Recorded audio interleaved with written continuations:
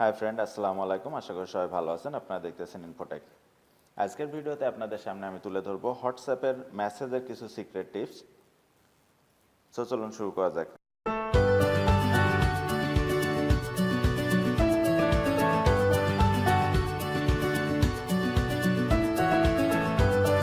আমরা WhatsApp open করব। WhatsApp open করে যাকে মেসেজ করতে চাচ্ছি তার প্রোফাইলের উপর ক্লিক করব। এখান থেকে আমরা মেসেজ অপশনে চলে যাব।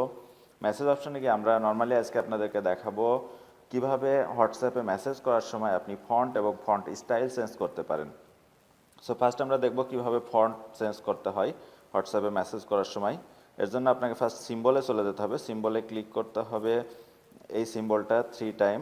এটা ক্লিক করার পরে আপনি আপনার মেসেজ লিখবেন। মেসেজ লেখার পরে আবার এই সিম্বলটা আপনি 3 টাইম প্রেস করবেন। তাহলে দেখুন আমাদের অলরেডি ফন্ট চেঞ্জ হয়ে গেছে। এরপরে আপনি জাস্ট সেন্ড করে দেবেন। এছাড়া আরও একটি অপশন আছে আপনার ফন্ট চেঞ্জের জন্য।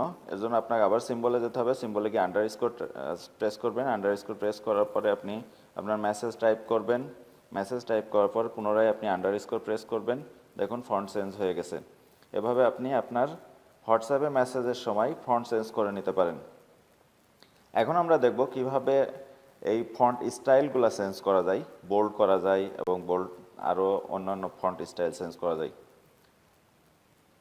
আমরা এবার সিম্বলে গিয়ে স্টার প্রেস করব। স্টার প্রেস করার পরে আমরা মেসেজ টাইপ করব।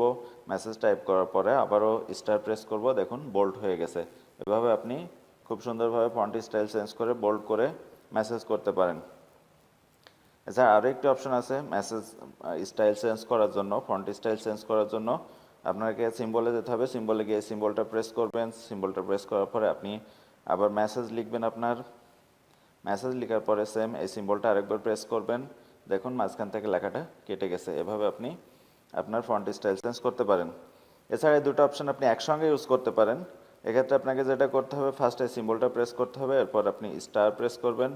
স্টার প্রেস করার পরে আপনি আপনার মেসেজ টাইপ করবেন।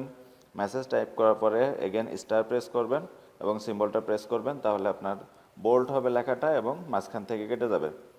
এভাবে আপনি হোয়াটসঅ্যাপে মেসেজ করার সময় আপনার মেসেজে নতুনত্ব আনতে পারেন।